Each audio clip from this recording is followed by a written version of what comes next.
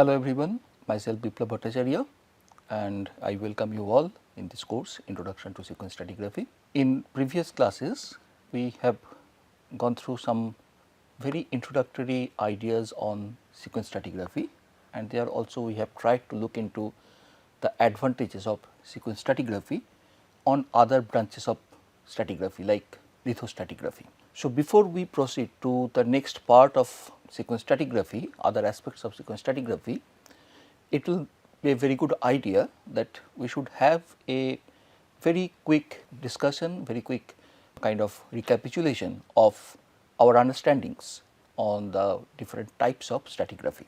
So, in this particular class, we are going to discuss very briefly and very broadly on different types of stratigraphy, which will also be helpful in our later classes on sequence stratigraphy. So, basically we can divide all branches of stratigraphy into three major types, dominantly three major types, which are also considered as the traditional branches of stratigraphy.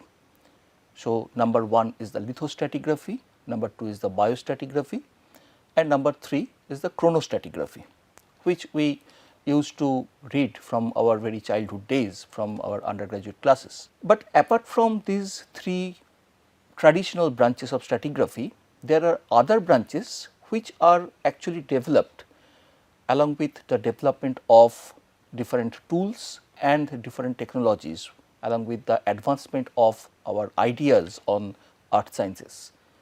Say for example, seismic stratigraphy, for example chemostratigraphy, for example magnetostratigraphy. So, these are the other branches of stratigraphy, other areas of stratigraphy where we use some advanced technologies, advanced tools in determining the stratigraphic succession or in determining the stratigraphic units. So, in today's class we will try to learn that what are the basic principle of these different branches of stratigraphy, and we will just go through the fundamental units of each of these branches of stratigraphy. We can divide different types of stratigraphy into two major groups. Group number 1, where we define a stratigraphic unit based on the material which is present, the characteristic of the material irrespective of the time involved within that.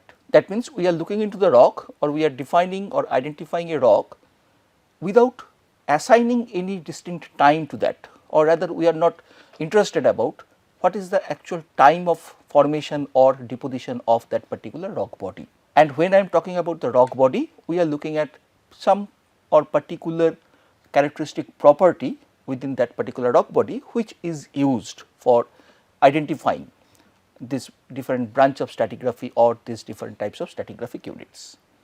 So, this first category we will call it as the material categories, where the time is not concerned, time is not considered at all. The first branch within this is the lithostratigraphic unit, as the name suggests, and also this is a very traditional one. I am sure all of you know about this particular branch of stratigraphy, where we commonly characterize a rock or identify a rock as a lithostratigraphic unit based on certain rock properties. So, this particular rock body which we are going to identify or demarcate as a lithostratigraphic unit should have a very distinct lithological character, which will help us to identify it or separate it out from all other adjacent rock bodies. And already we know that within lithostratigraphy there are different types of units. The fundamental unit is formation, but if we go higher up in the scale, we can go into group, we can go into supergroup, or if we go down the scale, we can get member, bed, etc. So, lithostratigraphy is the most common, most popularly known stratigraphic unit within this first type, the material categories within the types of stratigraphy. Very closely related to lithostratigraphy is lithodemic units. So, what is a lithodemic unit? Lithostratigraphy, as the name suggests, it is assigned for stratified rock bodies. Any stratified rock body which we can identify or demarcate as a stratigraphic unit. So, mostly the sedimentary rocks. But apart from these stratified rock bodies, there can be other rock bodies as well which are non-stratified we define a lithodemic unit particularly when a rock is either non-stratified or it is highly deformed or it is highly metamorphosed or it is an igneous rock body, maybe a volcanic rock or maybe plutonic rock body, plutonic batholith. So, those rock bodies, they are commonly non-stratified and they commonly have some irregular shape and they do not conform to the lithostratigraphic properties. So, those rock bodies, those rock units are commonly called as or identified as lithodemic units, another branch of stratigraphy. The fundamental unit is lithodem. Within that we can identify different rock units like a complex, like a shoot.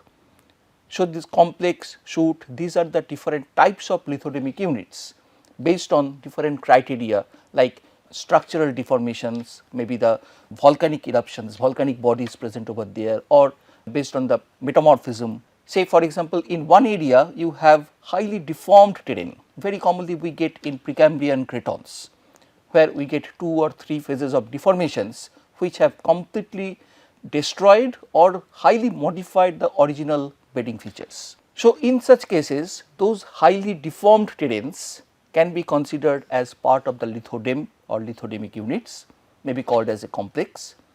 Many times we get large volcanic or large plutonic bodies which have gone through metamorphism. Also sedimentary rock bodies after deformation or during deformation go through metamorphism, and very often we get this kind of metamorphosed sedimentary rocks which are not conforming to the lithostratigraphic properties. Very commonly, say for example, we use the term complex for highly deformed and highly metamorphosed units within the Precambrian cratonic blocks. Very commonly we use the term shoots, commonly used for metamorphic terrains or volcanic terrains. So, these particular type of rock bodies which are not conforming to lithostratigraphy are identified as lithodemic units. Coming to the next type is the allostratigraphic units. So, allostratigraphy again a sort of deviation from lithostratigraphy. Here again we commonly deal with the sedimentary strata or stratified rock bodies, but commonly those stratified rock bodies are separated in terms of some unconformity surfaces or some sort of discontinuity in between the lithosuccessions. So, very often this kind of stratigraphic units are associated with cyclic occurrences of the beds which appear one after another repetitively and separated from one another by an unconformity surface or a very distinct discontinuity surface. Those rock units are commonly identified as allostratigraphic units.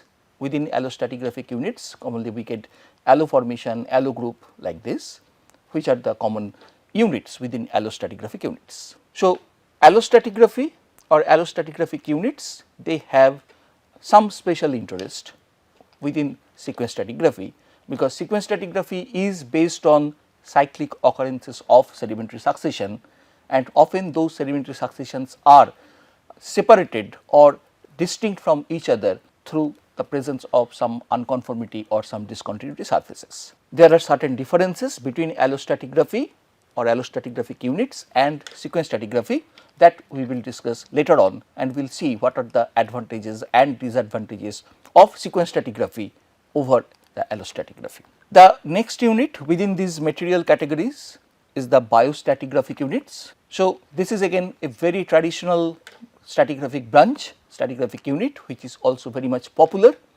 and as the name suggests, it is based on the biological property of a particular rock body. So, remember in all these units whatever we are discussing in this particular category, these material categories, we are basically looking into a rock, and that rock body has certain character, certain characteristic properties. So, when I am talking about biostratigraphy, it is the rock body, very commonly the stratified rock body or sedimentary rock body, where some fossils are present, and they are not only present, they are characterizing that rock. So, presence of a particular type of fossil or presence of assemblage of fossils, they can have a very characteristic appearance, very characteristic imprint on the rock record, which can be used as stratigraphic unit, and we call it as biostratigraphic unit. So, within biostratigraphic unit we can consider the occurrence of one single taxon or maybe the assemblage of multiple taxa, or maybe the blooming of, the abundance of one taxon or multiple taxa, and similarly we can use different parameters, and accordingly we define the biostratigraphic units. The fundamental biostratigraphic unit is biozone. So, these biostratigraphic units, they are very common, very popular for Phanerozoic rocks, as within the Phanerozoic rocks we get abundant fossil contents which can be very commonly and very popularly used. More application of the biostratigraphic units are observed in the Cenozoics, particularly when this abundance of foraminifers that has been identified, that has been determined, there we get more applications of biostratigraphy, particularly in the industries, oil industries and many other industries. We get direct application of biostratigraphy in identification or fixing up of the age of particular formation, at least the relative age of particular formation, and also it helps us to identify the organic content with respect to a particular time frame. Coming to the next one within these material categories, so we have the pedostratigraphic units. So, the term pedo, that indicates soil. So, this stratigraphy is basically based on the soil or the paleosoil, which we call as the paleosol. So, it is based on the paleosol horizons which are present within rock record, and they can be used as stratigraphic units based on their abundances, based on their occurrences. So, pedostratigraphy is another branch of stratigraphy which has emerged in recent times. And the final one is the magnetopolarity units. So, as the name suggests, it is the occurrence of remnant magnetic property within the rock body. So, commonly we get this kind of remnant magnetism present within the stratified sedimentary rocks, but also we can get them within metamorphic rocks as well. So, magnetopolarity, this particular stratigraphy is commonly based on the development of or preservation of the remnant magnetism within certain minerals which get trapped within the sedimentary rock strata, and commonly they represent the dominant magnetic field at that particular time, because the magnetic minerals, those minerals having this magnetic property, they try to get oriented along the earth's magnetic field which is dominant or prevalent at that particular time frame. As we know that earth's magnetic field goes on reversing. So, accordingly we can get the arrangement of these magnetic minerals in different orders, different orientations, and we can call them as the normal orientation or reverse orientation, normal polarity or reverse polarity. And commonly these normal polarity and reverse polarities that goes on changing in a cyclical way through geological time, and that we can correlate with respect to time if we can identify a particular magnetic reversal or normal phase. So, in this way magnetic polarity developed within the sedimentary rocks or maybe some metamorphosed rock can also be used as a very common stratigraphic unit which we can use very effectively for correlation purpose. When we are defining a magnetopolarity unit, we are not considering the time. So, again this one is independent of time, only the magnetopolarity characteristic is important to define a magnetopolarity unit. So, these 6 different types of stratigraphic units comes under this broad category called as the material category, where we are defining a stratigraphic unit based on the rock property or a particular characteristic feature which is dominant in that particular rock body, irrespective of the time interval involved in that, without considering the time interval for the formation or deposition of that particular rock body. To continue with this, the next category that comes under these types of stratigraphy is definitely associated with time. And when we are talking about the involvement of the time interval, there we can divide that into two major categories again. So, within the second type, where the time interval is involved, that means the stratigraphic units based on time span or time intervals, we can have again two subdivisions. Number one, where again we are looking at the material categories, but now these material categories are associated with a time span. That means we are now looking into the material categories again, certain material properties, certain rock properties, but we are relating that to time frame. So, that property, that characteristics developed within a particular temporal span. So, within this category we can have chronostratigraphic unit, again a very common, very traditional stratigraphic unit. So, within this chronostratigraphic unit, what we get is a particular rock body that has formed or deposited within a time frame. This is a chronostratigraphic unit in a very simplistic way. Associated with this comes the polarity chronostratigraphic unit. So, as the name suggests, it is the magnetopolarity that has developed within a particular time frame. So, this is the polarity chronostratigraphic units. So, again in this category we are looking at the material property, we are looking at certain distinct characteristic developed within that particular rock body, but that property is now related to a time frame.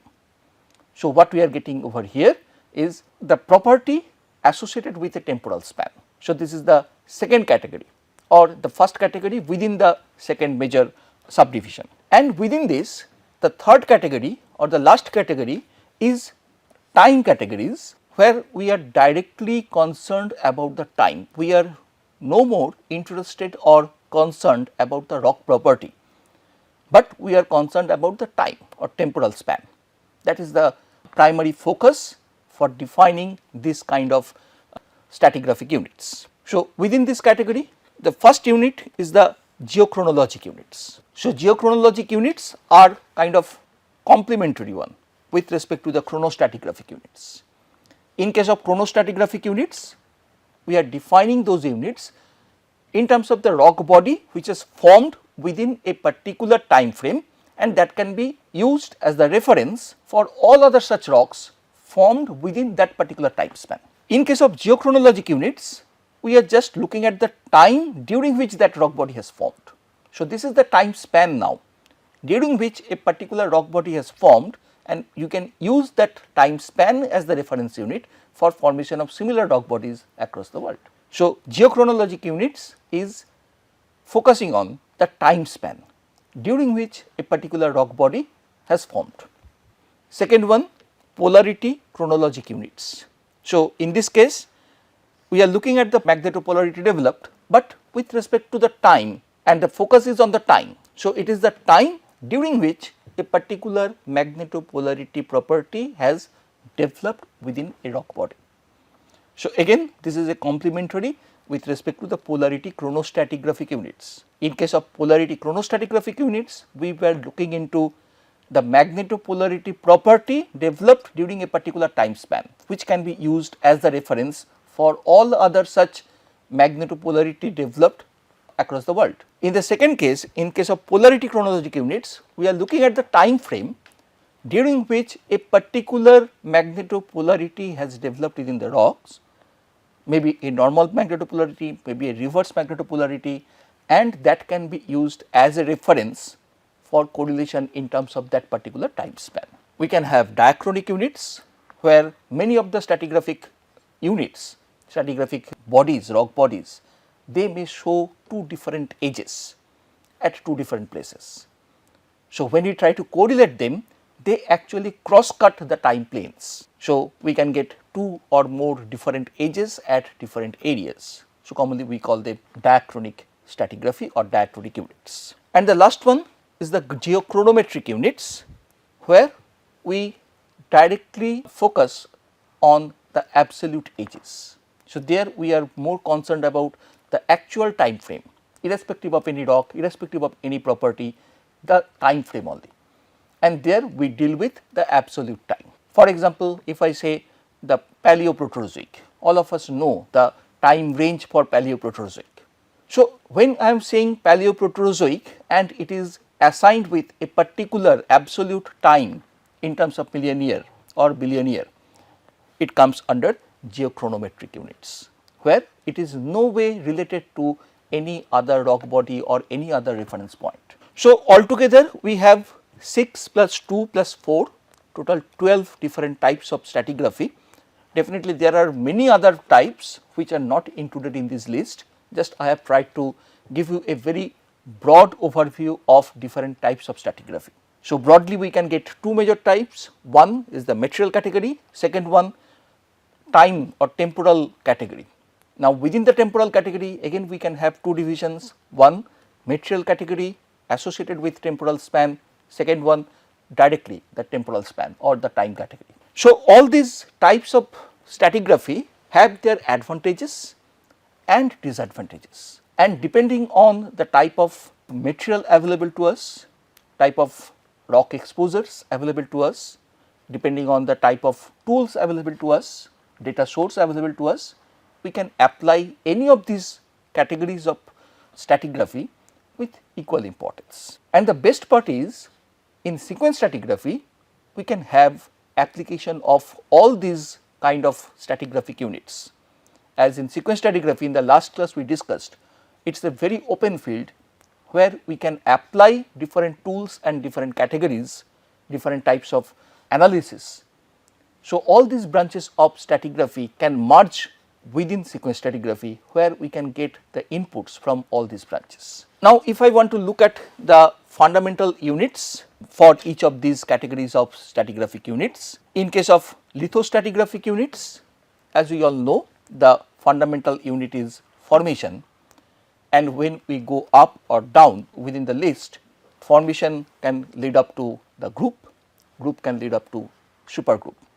That means, several formations can club together to form a group, several groups and formations can club together to form a supergroup. Similarly, if we go down within a formation, we can get several members, and members can be made up of several bed or bed sets. So, these are the different units within the lithostratigraphic part, lithostratigraphic units, where the fundamental unit is formation. Within the lithodemic units, the fundamental unit is lithodem, and along with lithodem we can also define complex, shoot, etc. So, commonly complex, shoot, these are used with respect to highly deformed terrain, highly metamorphosed terrain, or maybe volcanic terrains, where these lithostratigraphic properties are not fulfilled. Coming into the third one, allostratigraphic units, the fundamental unit is alloformation, as like formation in case of lithostratigraphic units, but along with that we can again go up, and there we can get allogroup or we can get allomember. So, we can have different levels of different orders of allostratigraphic units. Coming to the biostratigraphic units, there the fundamental unit is biozone, and as we all know, a biozone is defined based on the fossil content, characteristic fossil content within the rock body. Now, depending on what type of assemblage or what type of fossil is present in that rock, we can get different types of biozone. For example, we can have assemblage biozone, where we get assemblage of all taxa within that particular rock body. We can get interval biozone, where we determine the interval of appearance or interval of disappearance of two or more taxa. So, again we are looking into the rock body, and within that rock body maybe two different units. I can draw one diagram to explain that. Maybe this is the rock body. So, one taxa that has started from here and it is continuing its life for like this. This is the lifespan, these are the time units. So, this is the time which is increasing. So, one taxa appeared over here and it is continuing, another taxa appeared over here and from here it is continuing. So, this is the interval of appearance of these two taxa, say this is taxa A and this is taxa B. So, this is the interval between appearance of taxon A and taxon B. Similarly, we can define that in terms of the disappearance. Say for example, another taxa which was living from somewhere bottom and it is disappearing, getting extinct over here, maybe taxon C. Another taxon which was continuing and it is getting extinct over here at this point, at this time interval. So, maybe this is D. So, this is the interval now in terms of disappearance of two taxa C and D. So, these are called as interval biozone. Similarly, we can have the Acme biozone where we consider the maximum abundance of one particular taxon. So, within one particular time interval, a particular taxa may get bloomed, may get flourished like anything, and that flourishment can be recorded across the world. So, it will have a very wide geographic distribution, but a very small temporal distribution. Those kind of Acme biozone can be identified as index fossils and can be used very effectively for determination of age as well as for correlation purpose. Within the pedostratigraphic units, the fundamental unit is geosol. I am not going to the detail of this part. As well as within the magnetopolarity units, the fundamental unit is the polarity zone. So, these are some of the common or fundamental units that we can observe, that we can study under different types of stratigraphic units. When we come to the second category, that is the material category having a time span.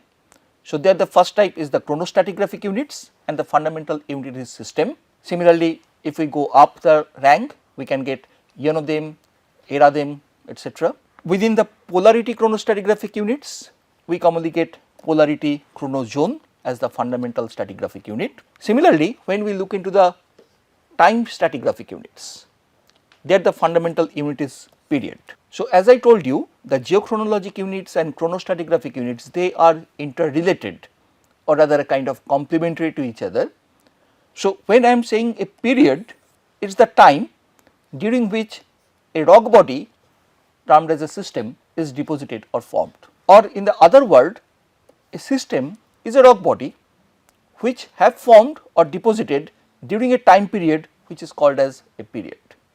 So, in this way chronostratigraphic units and geochronologic units are interrelated with each other. Similarly, if we go up the scale or down the scale within these geochronologic units, so period leads up to eon, era, whereas if I go down, it will come down to further lower units. Similarly, we can get polarity chronologic units where we can get a polarity chron as the fundamental unit, and it will have similar kind of relation with the polarity chronozone as we have seen in case of geochronologic is to chronostratigraphic units. And for the diachronic units, the fundamental unit is episode. So, these are the different types of stratigraphy and these are the fundamental units which are commonly used within these branches of stratigraphy.